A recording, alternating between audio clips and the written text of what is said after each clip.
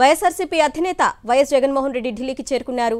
ఏపీలో కూటమి ప్రభుత్వం వచ్చాక జరుగుతున్న అరాచకాండను దేశం ముందుంచేందుకు రేపు ఢిల్లీలో వైఎస్ఆర్సీపీ ధర్నా చేపట్టనుంది. ఈ ధర్నాలో వైఎస్ జగన్తో పాటు పార్టీ ఎంపీలు, ఎమ్మెల్యేలు, ఎమ్మెల్సీలు పాల్గొననున్నారు. 50 రోజులుగా కొనసాగుతున్న హింసాత్మక ఘటనలు, దాడులపై రాష్ట్రపతి, ప్రధాని, కేంద్ర హోంమంత్రి సహా పలువురిని కలిసి ఫిర్యాదు చేయనున్నారు. ఇదే అంశానికి సంబంధించి అప్డేట్స్ మా ప్రతినిధి వెంకటేష్ అందిస్తారు. వెంకటేష్, చంద్రబాబు నాయుడు ముఖ్యమంత్రిగా బాధ్యతలు స్వీకరించిన తర్వాత ఆంధ్రప్రదేశ్లో క్షీణించినటువంటి శాంతి భద్రతలు, అలాగే 45 రోజుల్లో 31 మందిని రాజకీయ హత్యలు చేయడానిపైన ప్రధానంగా ఈ అంశాన్ని ప్రస్తావించేందుకు, దీనిపైన నిరసన చేపట్టేందుకు వైఎస్ఆర్ కాంగ్రెస్ పార్టీ దేశ రాజధానిలో నిరసన కార్యక్రమాన్ని నిర్వహించబోతోంది.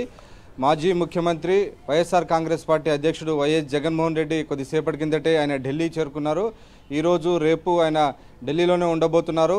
ఇప్పటికే రాష్ట్రపతి, ప్రధానమంత్రి, కేంద్ర హోంమంత్రి అపాయింట్మెంట్లను కోరారు. సో వీరు అపాయింట్మెంట్లు ఇచ్చిన వెంటనే వారిని కలిసి ఆంధ్రప్రదేశ్లో కొనసాగుతున్నటువంటి అరాచక పాలనను వివరించబోతున్నారు. ప్రధానంగా పూర్తిగా చంద్రబాబు నాయుడు బాధ్యతలు స్వీకరించిన తర్వాత ఆంధ్రప్రదేశ్లో క్షీణించినటువంటి శాంతి భద్రతలు, నడి రోడ్డుపైనే రషీద్ అనేటువంటి వైఎస్ఆర్సీపీ కార్యకర్తను నడి రోడ్డుపైనే ఒక ఉగ్రవాదులు నరికిన చందంగా నరికినటువంటి పరిస్థితి ఉన్నటువంటి నేపథ్యంలో ఈ రకమైనటువంటి అంశాన్ని ప్రస్తావించేందుకు, వీటికి సంబంధించినటువంటి విషయాలన్నీ కూడా కేంద్ర ప్రభుత్వం దృష్టికి తీసుకెళ్లే దిశగా డెఫినెట్గా ఈ అంశాన్ని కేంద్ర ప్రభుత్వం దృష్టికి తీసుకెళ్లేందుకు వైఎస్ఆర్ కాంగ్రెస్ పార్టీ పెద్ద ఎత్తున ఆందోళన నిర్వహించబోతుంది. ఈ మేరకు ఇప్పటికే పార్టీ నాయకులు, ఎమ్మెల్యేలు, ఎంపీలు, ఎమ్మెల్సీలు అందరూ కూడా ఢిల్లీకి చేరుకున్నటువంటి పరిస్థితి. సో ఈ పరిస్థితుల నేపథ్యంలో వైఎస్ఆర్ కాంగ్రెస్ పార్టీ అధ్యక్షుడు వైఎస్ జగన్మోహన్ రెడ్డి ఆంధ్రప్రదేశ్లో జరుగుతున్నటువంటి అరాచక పాలనను దేశ ప్రజల దృష్టికి, అలాగే అన్ని రాజకీయ పక్షాల దృష్టికి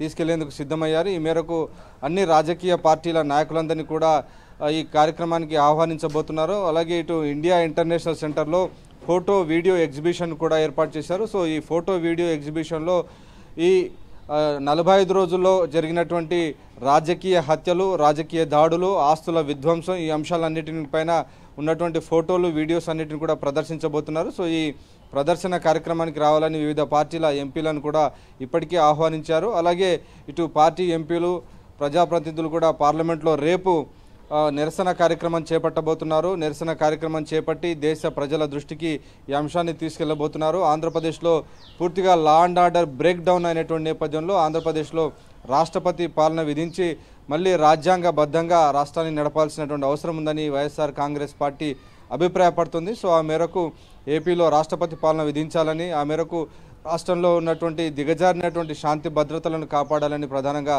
వైఎస్ఆర్ కాంగ్రెస్ పార్టీ భారీ ఎత్తున ఆందోళనకు దిగబోతుంది. రాష్ట్రంలో ఉన్నటువంటి కీలకమైనటువంటి వైఎస్ఆర్ కాంగ్రెస్ పార్టీ నాయకులందరూ కూడా ఇప్పటికే ఢిల్లీకి చేరుకున్నారు. సో వారందరూ కూడా రేపు పార్లమెంట్లో, అలాగే ఇటు ఇండియా ఇంటర్నేషనల్ సెంటర్ వద్ద తమ నిరసనను కొనసాగించబోతున్నటువంటి పరిస్థితి మనకు కనబడుతుంది. సో మొత్తానికి చంద్రబాబు నాయుడు పాలనా పగ్గాలు స్వీకరించిన తర్వాత రాష్ట్రంలో అశాంతి నెలకొనడంతో ఇప్పటికే చాలామంది వైఎస్ఆర్ కాంగ్రెస్ పార్టీ నాయకులు కూడా ఆయా ప్రాంతాల నుంచి దూరంగా వెళ్ళిపోవాల్సినటువంటి ఒక దిగజారిన శాంతి భద్రతలు ఉన్నాయని వైఎస్ఆర్ కాంగ్రెస్ పార్టీ అభిప్రాయపడుతుంది. అలాగే ఇటు ప్రభుత్వ ఆస్తులను, ప్రైవేట్ ఆస్తులను కూడా విధ్వంసం చేస్తున్నటువంటి పరిస్థితి. ఎక్కడైతే వైఎస్ఆర్ కాంగ్రెస్ పార్టీ జెండాలు కానీ, వైఎస్ఆర్ బొమ్మలు ఉన్న చోట, విగ్రహాలు ఉన్న చోట వాటిని పెకిలించి వేయడం, ఆస్తులను విధ్వంసం చేయడం, యథేచ్ఛగా దాడులకు పాల్పడుతున్నప్పటికీ పోలీస్ యంత్రాంగం కూడా పూర్తిగా ప్రేక్షక పాత్రకే పరిమితమైంది. సో ఈ నేపథ్యంలో పోలీసులు కూడా లా అండ్ ఆర్డర్ను కాపాడాల్సినటువంటి పోలీస్ యంత్రాంగం పూర్తిగా సైలెంట్ అయిపోయి టీడీపీ నాయకులు చేస్తున్నటువంటి అరాచకాలకు వంత పాడుతున్నటువంటి వైనాన్ని ప్రధానంగా వైఎస్ఆర్ కాంగ్రెస్ పార్టీ ప్రశ్నిస్తుంది. సో ఈ నేపథ్యంలోనే వినుకొండలో ఒళ్ళు గగురు పొడిచే విధంగా అందరి ముందరే రాత్రి సమయంలో నేరుగా రషీద్ అనే వ్యక్తిపైన వేటకోడలతో తీవ్రంగా 2 చేతులు నరికి గొంతును కోసి చంపినటువంటి పరిస్థితి మాత్రం ఒక్కసారిగా దేశ ప్రజలను, అలాగే వారందరినీ కూడా ఒకసారి భయకంపితులను చేసే విధంగా ఆ హత్య జరిగింది. ఈ రాజకీయ హత్య దేశవ్యాప్తంగా చర్చనీయాంశమైన నేపథ్యంలో ఇలాంటి హత్యలు అనేకం జరిగాయి. సో ఈ హత్యలకు సంబంధించినటువంటి వివరాలు, ఫోటోలు, వీడియోలు అన్నిటిని కూడా వైఎస్ఆర్ కాంగ్రెస్ పార్టీ యొక్క ఫోటో వీడియో ఎగ్జిబిషన్ ద్వారా ఇండియా ఇంటర్నేషనల్ సెంటర్లో ఈ అంశాన్ని పూర్తిగా ప్రదర్శించబోతుంది. సో ఈ ఇంటర్నేషనల్ సెంటర్ ద్వారా వైఎస్ఆర్ కాంగ్రెస్ పార్టీ ఆంధ్రప్రదేశ్లో కొనసాగుతున్నటువంటి అరాచక పాలన, అరాచక పర్వాన్ని అంతా కూడా దేశ ప్రజల దృష్టికి తీసుకెళ్లబోతోంది. ప్రధానిని రాష్ట్రపతిని కలిసి ఆంధ్రప్రదేశ్లో రాష్ట్రపతి పాలన విధించాలని వైఎస్ఆర్ కాంగ్రెస్ పార్టీ అధ్యక్షుడు జగన్మోహన్ రెడ్డి విజ్ఞప్తి చేయబోతున్నారు. Right Venkatesh, thank you. మరోవైపు ఏపీలో టీడీపీ అరాచకాలు కంటిన్యూ అవుతూనే ఉన్నాయి. 50 రోజుల్లోనే ఏకంగా 36 హత్యలు జరిగాయి. ఏపీలోని పరిస్థితులు దేశ ప్రజలకు తెలిసేలా ఢిల్లీలో వైఎస్ఆర్సీపీ ధర్నాకు పిలుపునిచ్చింది. ఇదే అంశానికి సంబంధించి అప్డేట్స్ మా ప్రతినిధి రవీందర్ని అడిగి తెలుసుకుందాం. రవీందర్, ఏపీలో ప్రస్తుత పరిస్థితి ఎలా ఉంది అంటే ఎవరైనా సరే బతుకుదెరువు కోసం వలసలు వెళ్తూ ఉంటారు. కానీ ఇప్పుడు ఏపీలో వారి ప్రాణాలు వాళ్ళు కాపాడుకోవడానికి వలస వెళ్తున్నట్లుగా తెలుస్తోంది. దీనికి సంబంధించి రేపు ధర్నా కూడా నిర్వహించబోతున్నారు కదా, డీటెయిల్స్ ఏంటి? ఖచ్చితంగా, ఎందుకంటే రాష్ట్రంలో అత్యంత దారుణమైన పరిస్థితులు నెలకొన్నాయి. యథేచ్ఛగా నరమేధం అయితే జరుగుతుంది. గడిచిన 48 రోజుల్లోనే 36 మందిని ఏకంగా నడి రోడ్డు మీద నరికేశారంటే పరిస్థితి ఏంటో అర్థం చేసుకోవచ్చు. గతంలో మనం బీహార్, చాంబర్ లోయ లాంటి ప్రాంతాల గురించి చెప్పుకునే వాళ్ళం. కానీ అంతకు మించి అన్నట్లు ఇప్పుడు ఆంధ్రప్రదేశ్లో పరిస్థితి తయారైందని చెప్పుకోవచ్చు. కూటమి ప్రభుత్వం అధికారంలోకి వచ్చిన తర్వాత నుంచి కూడా అత్యంత దారుణంగా జరుగుతున్నటువంటి ఈ రాక్షస కాండపై సర్వత్రా విమర్శలు వ్యక్తం అవుతున్నాయి.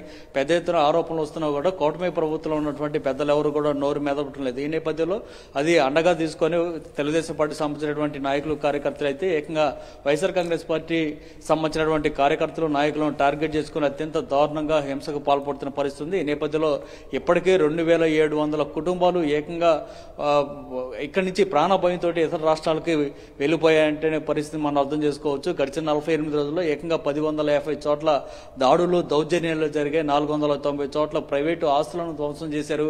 560 చోట్ల అయితే ఏకంగా ప్రభుత్వ ఆస్తులను కూడా ధ్వంసం చేసిన పరిస్థితి. సో ఇట్లా చెప్పుకుంటూ పోతే అనేక దారుణాలు ఆంధ్రప్రదేశ్లో జరుగుతూ ఉన్నాయి. ఈ నేపథ్యంలో ఇటీవల మనం చూసాం వినుకొండలో రషీద్ హత్య ఎంత దారుణంగా జరిగిందో నడి రోడ్డు మీద అందరూ చూస్తుండగానే జరిగినటువంటి ఘటన. ఇట్లాంటివి అనేకం వరుస వెంబడి జరుగుతున్న నేపథ్యంలో ఇక వైఎస్ఆర్ కాంగ్రెస్ పార్టీ దేశవ్యాప్తంగా ధర్నా చేయాలని చెప్పి ప్లాన్ చేసింది. అందులో భాగంగానే ఢిల్లీ చేరుకొని అక్కడ రేపు ఉదయం నుంచి సాయంత్రం వరకు కూడా పెద్ద ఎత్తున ధర్నా చేయాలని ఆల్రెడీ అనుకుంది. అంటే గతంలోనే గవర్నర్ దగ్గర నుంచి రాష్ట్రపతి వరకు మధ్యలో ప్రధానమంత్రిని, కేంద్ర హోంశాఖ మంత్రిని కూడా కలిసి రాష్ట్రంలో జరుగుతున్నటువంటి దారుణ హింసకు సంబంధించి కంప్లైంట్లు కూడా ఇచ్చింది. అయినప్పటికీ ఎలాంటి ఫలితం లేదు. ఒకసారి కాదు, ఏకంగా 2-3 సార్లు కూడా కలిసి అక్కడ ఫిర్యాదులు చేసినప్పుడు కూడా ఎలాంటి స్పందన రాకపోవడంతో నేరుగా ఢిల్లీ స్థాయిలోనే ధర్నా చేయాలని చెప్పి వైఎస్ఆర్ కాంగ్రెస్ పార్టీ నిర్ణయించింది. ఆ మేరకు కొద్దిసేపటి క్రితమే ఆ పార్టీ సంబంధించినటువంటి అధినేత వైఎస్ జగన్ బయలుదేరి ఢిల్లీ కూడా చేరుకున్నారు. ఆయనతో పాటు పార్టీకి సంబంధించినటువంటి సీనియర్ నాయకులు, అట్లాగే ఎమ్మెల్యేలు, ఎంపీలు, ఎమ్మెల్సీలు అందరూ కూడా ఢిల్లీ చేరుకున్న పరిస్థితి. రేపు ఉదయం నుంచి సాయంత్రం వరకు ఈ ధర్నా అయితే జరగబోతుంది.